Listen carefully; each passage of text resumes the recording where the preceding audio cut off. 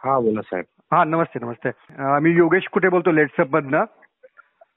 नमस्कार साहेब. विजयाबद्दल आपलं अभिनंदन. धन्यवाद साहेब. येस, पण तुम्ही थेट तुमच्या काकांच्या विरोधात का बंड पुकारलं आणि याचं काय तुम्ही कारण सांगू शकाल?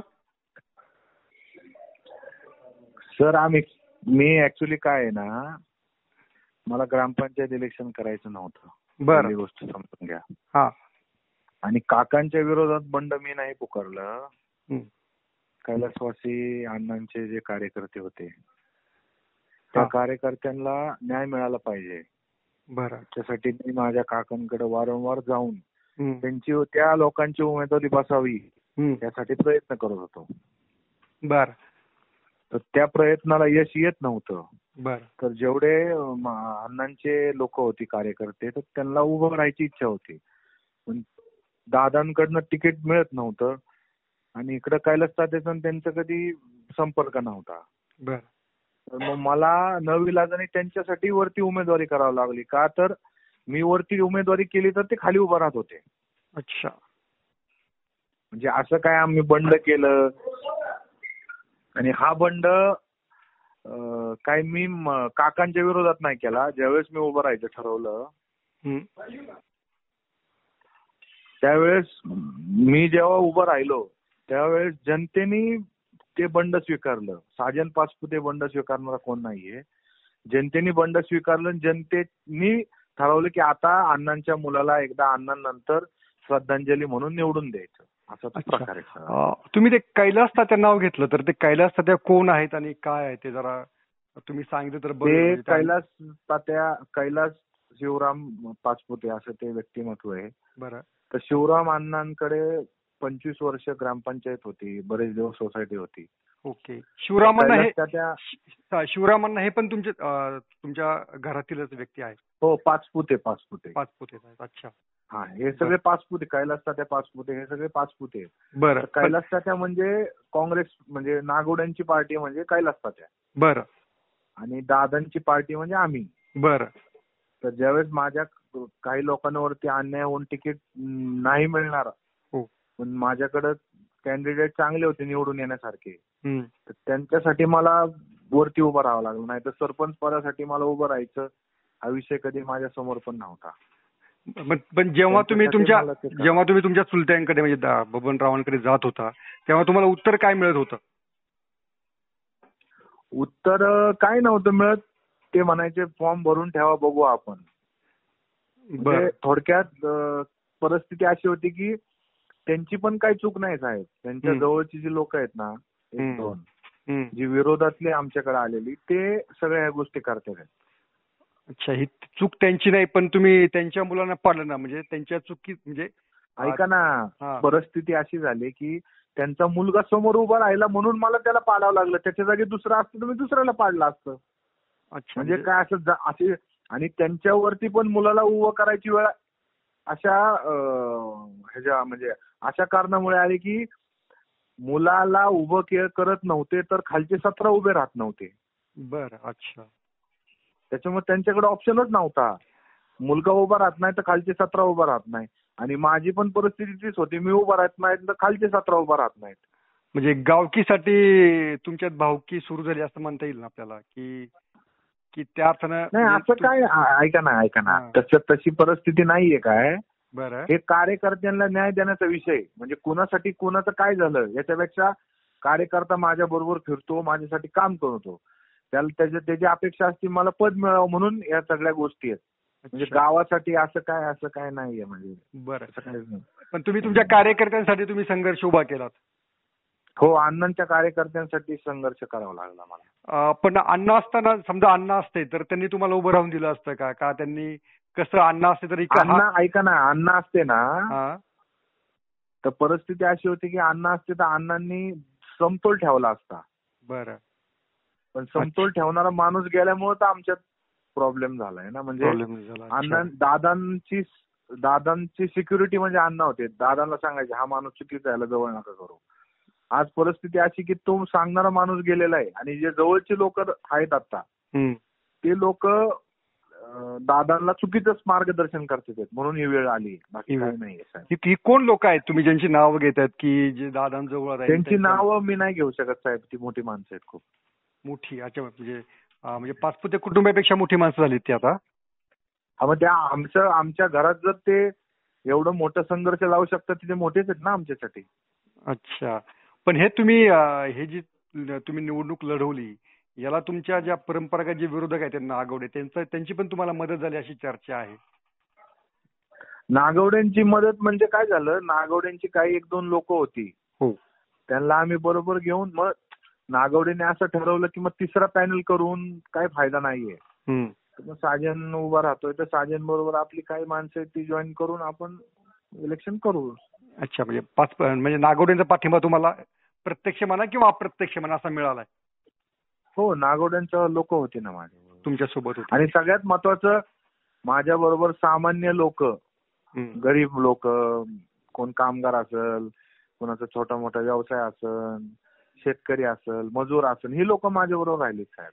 मग ही लोक तुमच्या बरोबर होती तर प्रत्यक्ष ग्रामपंचायत पॅनल जे आहे म्हणजे इतर जे सदस्य आहेत ते मात्र बबनदादांच्या पॅनल मध्ये जास्त आले, मग असं का झालं? सरपंच पदाला तुम्ही आणि सांगतो ना, हा त्याचं काय कारण मीमांसा तुम्ही द्याल? 5 लोक अशी आहेत, म्हणजे 7 निवडून आलेत आणि 5 लोक अशी आहेत की ते 50 ते 20 मतांनी पडलेले आहेत फक्त.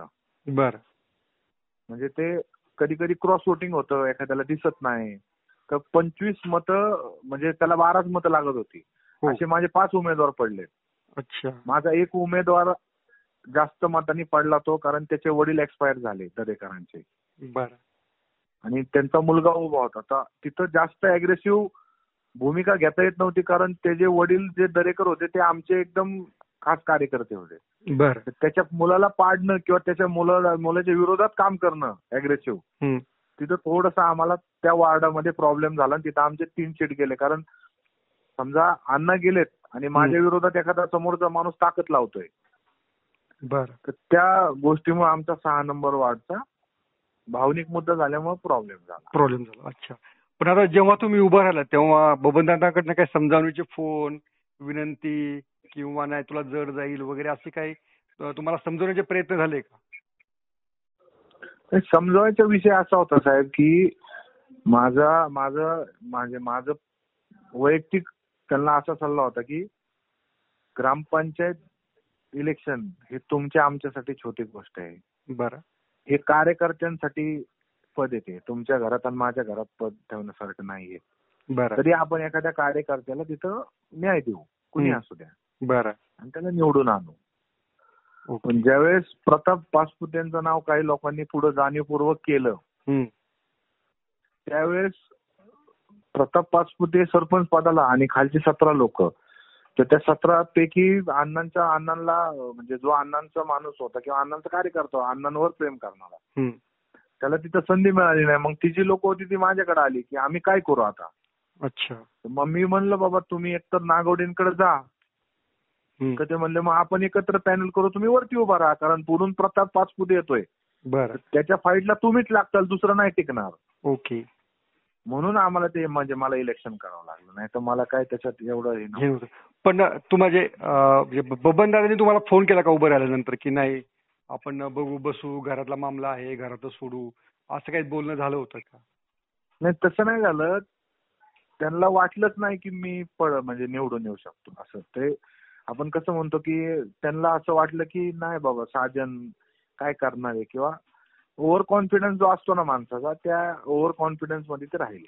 म्हणजे तुमची त्यांनी समजूत पण नाही काढली किंवा तुम्हाला फुंकर पण नाही तुमच्या जखमीवर काही चोळली किंवा लावली फुंकर पण अशी तुम्हाला ही नाही केली? नाही नाही नाही, त्यांना वाटलंच नव्हतं मी निवडून येऊ शकतो. अच्छा, ओके. म्हणजे ते 1000 मतं, म्हणजे काल रात्री 1000 मतांनी निवडून येईन आमचा पॅनल, अशा चर्चा होत्या त्यांच्या गोटात. अच्छा, प्रत्यक्षात उलट घडलं तिथे? नाही, ते जनतेने हातात घेतलेलं इलेक्शन होतं साहेब. ते मी सुद्धा काय करू शकत नव्हतो. म्हणजे मी जरी ठरवलं असतं ना की मला काय नाही करायचं, तरी लोकांनी ठरवलं होतं. अच्छा, कारण लोकांना अण्णांना श्रद्धांजली द्यायची होती. अण्णांनंतर माझं पहिलं इलेक्शन होतं. पण हे तुमचे आम्ही प्रत्येक माणसापर्यंत पोहोचलेलो होतो. पण अण्णा आणि बबनदादा हे अगदी जोडी राम लक्ष्मणाची म्हणून ओळखली जात होती श्रीगोंदा तालुक्यामध्ये. दोघांची राजकीय वाटचाल त्यांनी समन्वयाने केलेली होती. हा समन्वय का तुटला मग पुढच्या पिढीमध्ये? कारण असं आहे साहेब, मला जेवढं कळतं ना, बबनराव पाचपुतेंची ना अण्णांची आई एक होती. तर दोन सख्खे भाऊ तुटणं वेगळं आणि चुलत भाऊ तुटणं वेगळं, समजून घ्या. म्हणजे अण्णा आणि दादा त्यांची आई एक. तशी प्रताप पाचपुतेची माझी आई एक नाहीये. माझी सुदर्शनची आई एक आहे. मी सुदर्शन तुटणं अवघड आहे. अच्छा. तर ह्या गोष्टी तुम्ही समजून घ्या. आणि कसं असतं, ज्या वेळेस घरातला मोठा माणूस अण्णा गेले, अण्णा गेल्यानंतर ते तिघं भाऊ आहेत. म्हणजे त्याच्यात नानांचा पण आमचा वाटा आहे, आमचे छोटे चुलते. बरं. तर ते तिघं एकत्र राहिले, एकत्र काम केलं. कारण ते एका कुटुंबात, एका घरात मोठे झालेले आहेत. आणि शेवटी असं असतं साहेब, मातीच्या चुली कोणाच्या घरात नाही आहेत, सगळ्यांच्याच घरात आहेत. अच्छा. तुम्ही मातीच्या चुलीचा मुद्दा उपस्थित केला.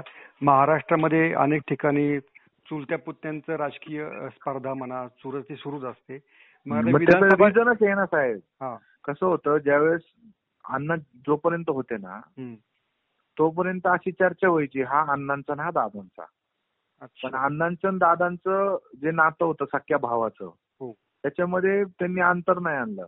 पण ज्यावेळेस अण्णा गेले, त्यावेळेस अण्णांच्या कार्यकर्त्यांना टार्गेट झालं. ते पहिल्यापासून टार्गेटवर होते, पण अण्णा ह्यात असल्यामुळे ते टार्गेट करायची डेअरिंग करत नव्हते. का तर अण्णांना टार्गेट केलं तर आपण अडचणीत येऊ. मग अण्णा गेल्यानंतर त्यांना टार्गेट झालं. टार्गेट झाल्यानंतर त्यांची काळजी घ्यायचं माझं काम आहे ना, त्यांच्यासाठी उभं राहायचं माझं काम आहे. मग ती बबनदादाच्या बाजूने राहिली काय आणि बबनदादाच्या विरोधात राहिली काय? त्यांची काळजी तुम्हाला घेणं मला शेवटी माझ्या वडिलांसाठी त्यांनी काहीतरी केलंय ना साहेब. बरोबर. पण याच्यामध्ये ही जी निवडणूक आहे, या निवडणुकीचे परिणाम आगामी विधानसभा निवडणुकीत दिसू शकतात का साहेब? आता परिस्थिती अशी आहे, विधानसभेला 2-2.5 वर्षाचा काळ आहे बरं का. आणि 2-2.5 वर्षात काय म्हणजे मलाच माहित नव्हतं मी ग्रामपंचायत सरपंच पदाला उभा राहील, मी सरपंच होईल. खरं सांगतो. बरं. माझ्यावरती वेळ आली, मला त्या गोष्टी कराव्या लागल्या. उद्या कसली वेळ येईल मला आज नाही सांगता येत साहेब. अच्छा.